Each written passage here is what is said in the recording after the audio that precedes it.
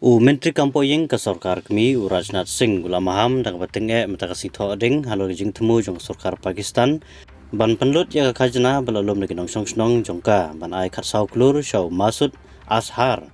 ubala satnyo kum Lehnoh aka pertai dak United Nation bad ukli jong kanhun Jash Muhammad JEM bala khang Pyrshah kibadairu kibadun kti ha ka Jingtambor hawajar khat khandai ha Pulwama ban arajar khandreu ha uri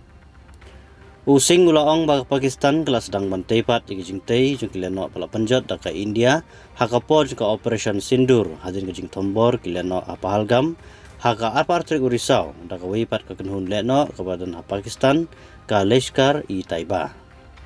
ya kena Thmu tei biang Menteri Kampoying ulakam ba on baitingka dak Sarkar Pakistan dak bapan kelai Pisa ke ba $4.2 billion ke badai banyo naka International Monetary Fund kum ka Pisa ai jingirap. Ka jingirap jong ka IMF ya ka Pakistan ka dei kerkom ai Pisa klaim dak tikenai ki kam Lehnoh laong Rajnath Singh matagasngi. Kano-kano ka jingirap Pisa ka Pakistan ka dei ka jing ai Pisa kam Lehnoh ka IMF ka dei ban perkhat biang ya ka rai jongka.